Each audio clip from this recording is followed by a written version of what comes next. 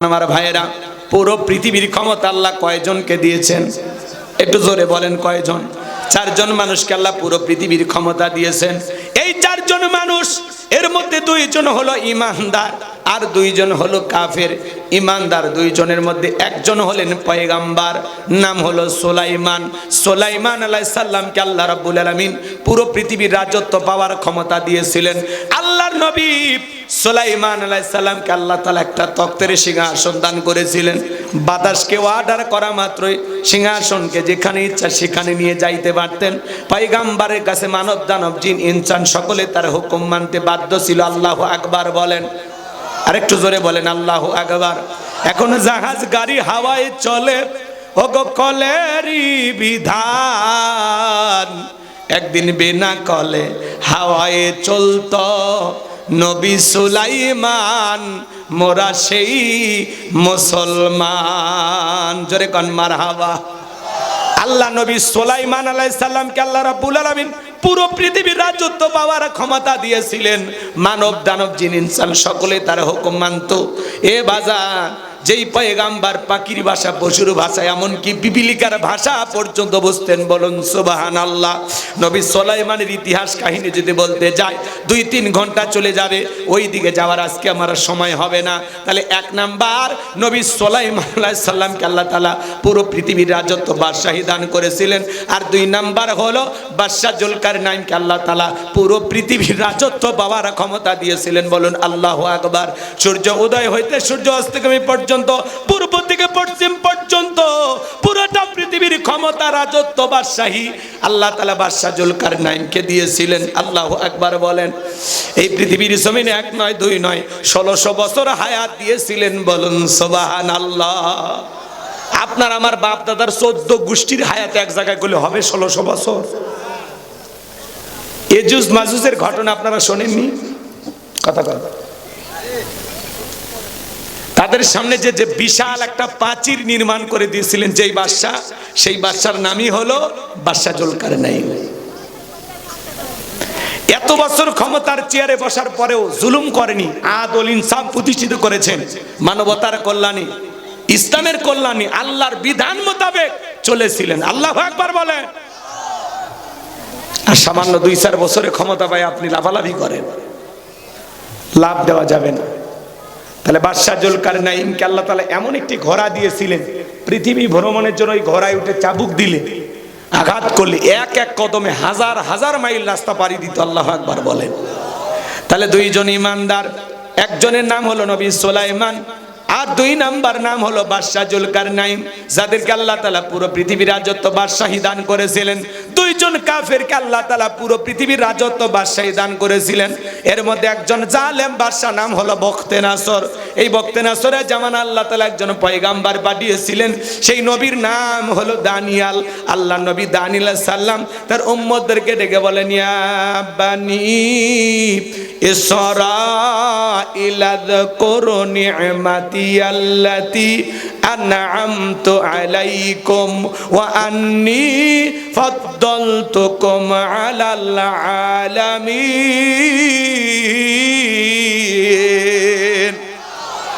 আল্লাহ নবী দানিয়াল সালাম ডেকে বলেন, ও বনি ইসরাঈল উম্মতেরা, দাম্ভিকতা করো না, অহংকার করো না।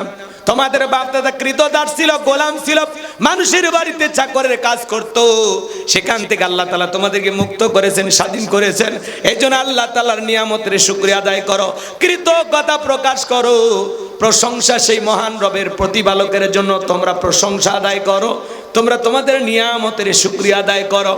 বনি ইসরাঈল উম্মতেরা ছিল ঠেটা, ডেকে বলে, পয়গাম্বার, পুরান দিনের গল্প শোনায় লাভ নাই, বাপ দাদা কি করেছিল আমরা জানতে চাই না, আমরা ভালো আছি। আল্লাহ নবী দানিয়াল ডেকে বলা, শোনো, এখনো সময় আছে, নিজেদেরকে পরিবর্তন করো। গাছের পূজা করো না, মাছের পূজা করো না, চন্দ্রের পূজা করো না, এক আল্লাহর ইবাদত করো। কিন্তু তার উম্মতেরা কোনো মতেই তার কথা শুনলেন না। আল্লাহ তাআলা তখন ওই বনি ইসরাঈল উম্মতের কোনোভাবে যখন তারা পয়গাম্বারের দাওয়াত গ্রহণ করলেন না, আল্লাহ নবী দানিয়াল সালাম দিনে দাওয়াত দেয়, সকালে দাওয়াত দেয়, বিকেলে দাওয়াত দেয়, সব সময় দাওয়াত দেয়, কোনো মতেই তারা দাওয়াত গ্রহণ করলো না। বনি ইসরাঈল উম্মতেরা ছিল খুব বেশি চালাক। কি ছিল? খুব বেশি চালাক। আল্লাহর পয়গাম্বার তখন পরিশেষে তাদেরকে বলল, শোনো, যদি তোমরা আল্লাহর বিধান মোতাবেক না চলো, এই জমিনে যদি দাম্ভিকতা অহংকার করো, আল্লাহ তাআলা তখন ওই জাতির উপরে, ওই কওমের উপরে, ওই উম্মতের উপরে দুই ধরনের আযাব আর গজব পাঠায়। এক নাম্বার হলো আসমান জমিনের গজব দিয়ে আল্লাহ তাদেরকে ধ্বংস করে দেয়, আর না হয় তাদের ভাগ্যে জালেম শাসক পাঠাইয়া দেয়। দেশের জনগণ হবে যেমন, নেতাও হবে তেমন। কি রাগ করে? আল্লাহ নবী দানিয়েল আলাইহিস সালামের কথা তারা শুনলো না। এত বড় হুমকির কথা বললেন, তাও তারা কর্ণপাত করলো না। আল্লাহ তাআলা তখন ওই কওমের উপরে, ওই জাতির উপরে বাদশা বখতিয়ানাসরকে পাঠায়া দিল। যেই বাদশা ক্ষমতার চেয়ারে বসার পরে হাজার হাজার নিরপরাধ মানুষকে জেলখানায় বন্দী করলো। শুধু তাই নয়, আল্লাহর নবী দানিয়েল আলাইহিস সালাম সহ তার ৭০,০০০ উম্মতকে জেলখানায় বন্দী করলো। তাহলে আল্লাহর নবী দানিয়েল জেলখানায়, নবী যদি জেলখানায় যায়, পৃথিবীর সেরা নবী আপনার আমার প্রিয় নবী মুহাম্মদ রাসূলুল্লাহ সাল্লাল্লাহু আলাইহি সাল্লামকে যদি শিয়াবি আবু তালিবের ভিতরে জেলখানায় বন্দী করা হয়, তাহলে চিন্তা করেন বাজান, আজকে যারা নায়েবে রাসূলের ভূমিকা পালন করবে, কোরআন সুন্নাহর হক কথা বলবে, মাঝে মাঝে নবীর এই সুন্নত পালন করার জন্য তাদেরকেও জেলখানায় বন্দী হওয়া লাগবে। কথা বলে আলেমেরা জেলখানায় গেলে সম্মান কমে না বাড়ে?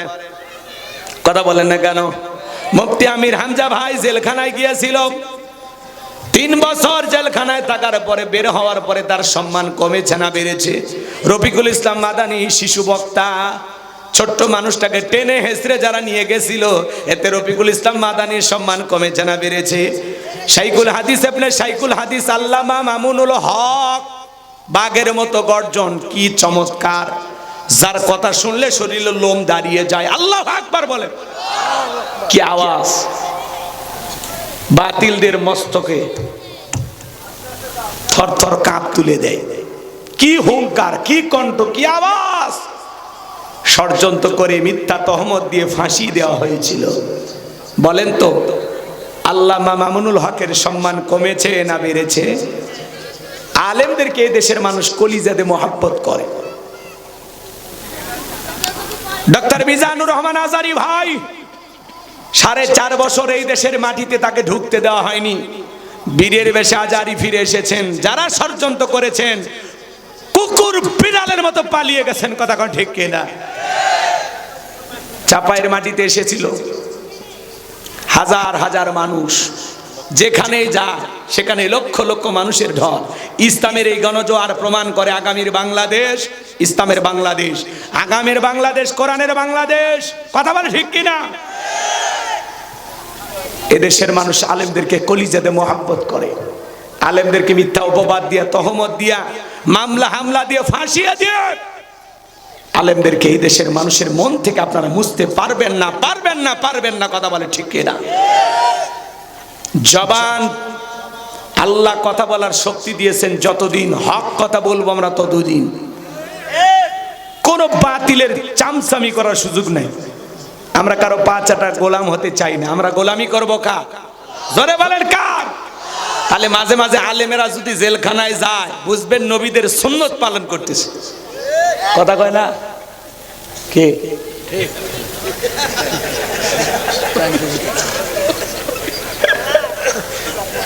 আমার ভাইয়েরা, মন দিয়ে কথাগুলো শুনে যান, মন খারাপ করবেন না। আলেমেরা জেলখানায় গেলে সমালোচনা করবেন না, কষ্ট মনের মধ্যে নেবেন না বাজান। আজকে পৃথিবীর জমিনে বিভিন্ন ভাবে আলেমদেরকে বাঁচানো হয়। যুবক ঘরে কাবির নামা লাগে না, আলেমেরা ঘুরতে গেলে বলে হুজুর কাবির নামা কই? তোর দাদার কি কাবির নামা ছিল? কথা কন না কে আপনারা? এই জন্য আলেমদেরকে নরম পায়ে মিথ্যা মিথ্যা অপবাদ দেয়, আসামি বানানোর ষড়যন্ত্র করা হয়, বিভিন্ন মামলা হামলা দিয়ে আলেমদেরকে ফাঁসানো হয়। কিন্তু মনে রাখবেন, সত্যের বিজয় হবে একদিন। কথা বলা ঠিক কিনা? আলেমদেরকে যারা ফাঁসিয়ে নিজেরা গা বাঁচাইতে চায়, আলেমদেরকে লাঞ্ছিত করতে গেলে পৃথিবীর সামনে আল্লাহ আপনাদেরকে লাঞ্ছিত করবে। চলেন না সামনের দিকে নিয়ে যায় আপনাদেরকে বাজান। আল্লাহ নবী দানিয়েল ডেকে বলে, উম্মতেরা কই গেল তোমাদের অহংকার? কই গেল দাম্ভিকতা, কই গেল ভালো থাকার বড়াই? ডেকে বলে পয়গাম্বর যা করেছি ভুল করেছি, আর নতুন করে বলে আমাদেরকে কষ্ট দেবেন না। কথা দিলাম গো নবী, আর গাছের পূজা করব না, মাছের পূজা করব না, চন্দ্রের পূজা করব না, সূর্যের পূজা করব না, আমরা এখন থেকে একমাত্র আল্লাহর ইবাদত করব। আপনি যা বলবেন আজ থেকে আমরা তাই শুনবো। আল্লাহর নবী দানিয়েল ডেকে বলে শোনো, সত্যি যদি তোমরা তওবা করে ফিরে আসতে চাও, এই পৃথিবীর জমিনে আল্লাহ তাআলার বিধান মোতাবেক চলতে চাও, তাহলে শুনে নাও, জেনে নাও, রাত 12টার পরে যখন আমি আল্লাহ বলে ডাক দেব, আমার সঙ্গে তোমরা সবাই ঘুম থেকে জাগ্রত হইয়া আল্লাহ বলে ডাক দিবা। কাকুতি মিনতি সহকারে আল্লাহ তাআলার কাছে প্রার্থনা করতে হবে, দোয়া করতে হবে। একমাত্র আল্লাহ তাআলাই পারে জালেমের জেলখানা থেকে মুক্ত করার ব্যবস্থা করে দিতে। আল্লাহ নবী দানিয়েল সাল্লাম রাত 12টার পরে আল্লাহ বলে ডাক দিয়েছেন। জবান ছেড়ে সবাই একটু ডাক দেন আল্লাহ, জোরে বলেন আল্লাহ, ভালোবেসে অন্তর থেকে বলেন আল্লাহ, আল্লাহু আকবার। এই যে আল্লাহ আল্লাহ বলে ডাক দিলাম, আমাদের আল্লাহ খুশি না বেজা? এই যে আল্লাহ আল্লাহ বলে মানে কলিজাটা ভরে যায়, ফাঁকা থাকে না। সুবহানাল্লাহ। আমার ভাইয়েরা, আল্লাহর নবী দানিয়েল সালাম আল্লাহ বলে ডাক দিয়েছেন। পয়গম্বরের ৭০,০০০ উম্মত ঘুম থেকে জাগ্রত হয়ে আল্লাহ বলে ডাক দিয়েছেন। এইবার নবী দানিয়েল সালাম তাদেরকে সঙ্গে নিয়ে সিজদায় লুটিয়ে বলেন, চোখের পানি ছেড়ে কান্নাকাটি শুরু করে দিলেন। আল্লাহ তাআলার কাছে ডেকে বলেন আল্লাহ, আমার উম্মতেরা ভুল করেছে, অন্যায় করেছে, নিজেদের ভুল বুঝতে পেরেছে। এখন থেকে তারা আর গাছের পূজা, মাছের পূজা করবে না, চন্দ্রের পূজা করবে না, এখন থেকে একমাত্র আপনার ইবাদত করবে। আল্লাহ গো, আপনি আমার উম্মতদেরকে মাফ করে দেন। আল্লাহ নবী দানিয়েল সালাম যখন চোখের পানি ছেড়ে দিয়া কান্নাকাটি করতে লাগলেন, কাকুতি মিনতি সহকারে আল্লাহ তাআলার কাছে দোয়া করতে লাগলেন, আল্লাহ তাআলা দোয়া মঞ্জুর করলেন। আল্লাহু আকবার বলেন, আরেকটু জোরে বলেন আল্লাহু আকবার। আল্লাহ ডেকে বলে পয়গম্বর আর কান্না করতে হবে না, আর চোখের পানি ফেলাইতে হবে না। নবী গো, ও নবী, আমি আল্লাহ তাআলা অচিরেই জালেমের জেলখানা থেকে তোমাদের মুক্ত করার ব্যবস্থা করে দেব। বলুন আল্লাহু আকবার। ওই রাত্রিতে আল্লাহ তাআলা বাদশা বখতিয়ানাসরকে এমন একটা মারাত্মক ভয়ঙ্কর স্বপ্ন দেখিয়েছেন। ঘুম থেকে চিৎকার মেরে উঠছে, আশেপাশের নিরাপত্তা কর্মী যারা আছে, সিকিউরিটির দায়িত্ব যারা পালন করতেছে, এসে বলেন না তা এত জোরে চিৎকার মারলেন, ব্যাপারটা বুঝতাম না। বলে চেহারার দিকে তাকায় দেখো, আমি একটা মারাত্মক ভয়ঙ্কর স্বপ্ন দেখেছি। এই দেশের যত স্বপ্নের তাবির কারক আছে, যারা স্বপ্নের ব্যাখ্যা বলতে পারে, ওদেরকে আমার দরবারে নিয়ে আসো, আমি আমার স্বপ্নের কথা বলবো, তাদের কাছে থেকে আমি স্বপ্নের ব্যাখ্যাটা জানতে চাই। এইবার পরের দিন সকালবেলা হাজার হাজার লোকজন বাদশার দরবারে হাজির হয়ে গেছে। জালেম বাদশা বখতিয়ানাসর যখন স্বপ্নের কথা বলতে যাবে, ওই মুহূর্তে আল্লাহ তাআলা বাদশার মাথার মেমোরিতে থাকা সমস্ত স্বপ্নের কথাগুলো নিয়ে যায় আল্লাহ নবী দানিয়েল সালামের মাথার মেমোরিতে সেভ করে দিয়েছেন। বলুন সুবহানাল্লাহ। হে যুবক, শেয়ারের মাধ্যমে একটা মোবাইলে যা আছে আর একটা মোবাইলে পার করা যায় কিনা? তাহলে একটা মানুষের মাথায় যা আছে, ওই কথাগুলো অন্য মানুষের মাথায় ঢোকানোর ক্ষমতা আল্লাহর আছে না নাই? আল্লাহু আকবার। এইবার জালেম বাদশা বখতিয়ানাসর যখন স্বপ্নের কথা বলতে যায়, যে গতকাল রাত্রে স্বপ্নে কি কি কি কি কি যেন দেখলাম, আর বলতে পারে না। স্বপ্নের কথা যিনি ভুলিয়ে দিলেন তিনি কে? আল্লাহ। এটা জোরে কর আল্লাহ। আচ্ছা, আপনারা কোনো কারণে কষ্ট পাচ্ছেন? এই যে অনেকে ওটা বসা করতেছেন, এই একটা দুইটা শখ মিটে গেল। আয়াত তো আরো একটা আছে। যারা চলে যাচ্ছেন, যদি পারেন আমার গাড়ি ড্রাইভারের কাছে গেলে আমার লেখা একটা বই আছে, শেষ বিদায়। একজন মৃত মানুষকে নবীজির তরিকায় কিভাবে বিদায় করতে হয়, যদি পারেন আপনারা নিয়ে যাবেন। মৃত ব্যক্তিকে চুমা খাওয়া জায়েজ না হারাম? স্বামী স্ত্রী মারা গেলে একে অপরকে গোসল করায় দিতে পারবে কিনা? মৃত স্বামী স্ত্রীকে চুমা খাওয়া যাবে কিনা? আত্মহত্যা করে মারা গেলে তার জানাজায় যাওয়া যাবে কিনা? জান্নাত জাহান্নাম সম্পর্কে কবরের সলজব সহ বিশেষ কিছু দোয়া সহ, দুইটা গজল সহ, আমার মাদ্রাসার ঠিকানা, মোবাইল নাম্বার সব বইটার ভিতরে দেওয়া আছে। যদি পারেন এই ৭৬ পৃষ্ঠার বইটা আপনারা নিয়ে যাবেন ইনশাল্লাহ। ৫০ টাকা হাদিয়া দিয়ে ড্রাইভারের কাছ থেকে সংগ্রহ করবেন। কষ্ট পাচ্ছেন আপনারা? যুবকেরা এগুলো কেনে না, ওরা কেনে উপন্যাস, প্রেম কেন কাঁদায়, যৌবনের মৌবনে অভিশাপ্ত রাত, মিলন হবে কতদিনে, তোর মরণের পরে। কথা কয় না? এগুলো পড়লে চরিত্র ধ্বংস হয়ে যাবে। প্রত্যেকটা মুসলমানের ঘরে একটা সিরাত গ্রন্থ থাকা দরকার, আছে না নাই? কোরআন সুন্নাহর কিতাবগুলো পড়েন, কোরআন সুন্নাহ পড়েন, জানেন নিজের ভিতরে পরিবর্তন আনার চেষ্টা করেন। যদি পারেন ড্রাইভারের কাছ থেকে 50 টাকা হাতিয়ে দিয়ে আপনারা নিয়ে যাবেন, যারা চলে যাচ্ছেন। আর যারা আছেন ধৈর্য নিয়ে থাকেন। খারাপ লাগে নাকি বলেন? তাহলে দোয়া করে দেই, আমি কষ্ট দেব না। খারাপ লাগতেছে? এইবার বাদশা স্বপ্নের কথা বলতে পারে না, স্বপ্নের কথা আল্লাহ তাআলা ভুলিয়ে দিলেন। মুহূর্তের মধ্যে ডায়লগ চেঞ্জ করে বলে, শোনেন দেশবাসী শোনো, গতকাল রাত্রে আমি স্বপ্নে কি দেখেছি এই স্বপ্নের কথাও তোমাদেরকে বলতে হবে, স্বপ্নের ব্যাখ্যাও বলে দিতে হবে। জনগণ ডেকে বলে, বাদশাহ তো পাগলামি কথা, স্বপ্ন দেখেছেন আপনি, আমরা কিভাবে বলবো? আচ্ছা বাদশাহ স্বপ্নে কি দেখেছে দেশের জনগণ জানে? কথা কয় কেউ? সবাই ঘুমাইছে না? বাদশাহ স্বপ্নে কি দেখে দেশের জনগণ জানে না। এ ভাই, আপনারা স্বামী স্ত্রী এক খাটে ঘুমান না আলাদা? বলে হুজুর গরিব হতে পারি, বউরে কোলে নিয়ে ঘুমায় নাকি? ঘুমান। বউকে ভালোবাসেন, বউ ভালোবাসার জিনিস। যত ভালোবাসবেন তত বেশি আপনাকেও ভালোবাসবে। ভালোবাসা দিলে ভালোবাসা পাওয়া যায়। কথা কয় না? একতরফা ভালোবাসা হয়। তো আপনাদের যারা স্বামী স্ত্রী আছেন, আপনাদের দাম্পত্য জীবনকে আল্লাহ যেন সুখ আর শান্তি দিয়ে ভরপুর করে দেন। এটা জোরে কোন আমিন। তো মনে করেন আপনারা স্বামী স্ত্রী এক খাটে ঘুমাইছেন, আপনার বউ আপনাকে বাদ দিয়ে আর একটা ছেলে হাত ধরে যদি পার্কে ঘোরে স্বপ্নে, আপনি যদি টের পান কি করবেন? একজন কয় পা দিলাতে, মানে পা মানে রেডি আছে, চার্জ পাইলে মারি। শোনেন, আপনার বউ স্বপ্নে কি দেখে আপনি পাশে শুয়ে থেকেও জানেন না। আবার আপনি যদি স্বপ্নে বউকে বাদ দিয়ে আর একটা মেয়ে এনে ঘোরে, আপনার বউটার বলে কি করতো? ঝাঁটা দিয়ে পিঠে খাট থেকে নামায় দিত। কিন্তু স্বামী কি স্বপ্নে দেখে বউ জানে না, বউ কি স্বপ্নে দেখে স্বামী জানে না। স্বপ্ন তো স্বপ্নই। মাঝে মাঝে আমরা স্বপ্নে দেখি না সাপ তারা করছে, ঘুমের থেকে উঠে কি সাপ খুঁজে পাওয়া যায়? কথা বলে। মাঝে মাঝে স্বপ্নে দেখেন বাড়ি ঘরে আগুন লাগছে, ঘুমের থেকে উঠে কি দেখেন বাড়ি ঘরে পুড়ে গেছে না সব ঠিকই আছে। মাঝে মাঝে দেখেন স্বপ্নে আপনি মারা গেছেন, বউ বাচ্চা কান্নাকাটি শুরু করছে, ঘুমের থেকে উঠে দেখেন না বেঁচে আছি। স্বপ্ন তো স্বপ্ন। এইবার বাদশা বক্তে নাসর ডেকে বলে, শোনো স্বপ্নে কি দেখেছি স্বপ্নের ব্যাখ্যা বলতে হবে। এই স্বপ্নে আমি কি দেখেছি সেই কথাও তোমাদেরকে বলতে হবে। জনগণ ডেকে বলে, বাদশা আমাদের পক্ষে বলা সম্ভব নয়। বাদশা বলে, তোমরা নাকি গায়েব জানো? বলেন তো বাজান, আল্লাহ ছাড়া দুনিয়ার কোন মানুষ কি গায়েব জানেন? যেই সমস্ত ভণ্ডরা বলবে আমরা গায়েব জানি, এর একটা অন্ধকার রুমের ভিতরে নিয়ে যাবেন, আচ্ছা তারে পিটাবেন, পিটায়ে বলবেন গায়েবী মার দিলাম, কারো কাছে বলবি না, বললে ধ্বংস হয়ে যাবি। কথা কোন ঠিক না? আল্লাহ ছাড়া দুনিয়ার কোনো মানুষ গায়েব জানে না। বাদশা বক্তে নাসর এইবার ডেকে বলে, শোনো 7 দিনের আলটিমেটাম দিলাম, 7 দিনের মধ্যে আমি স্বপ্নে কি দেখেছি সেই কথা বলতে হবে, স্বপ্নের ব্যাখ্যা বলতে হবে। জনগণ ডেকে বলে, বাদশা 7 দিন কেন?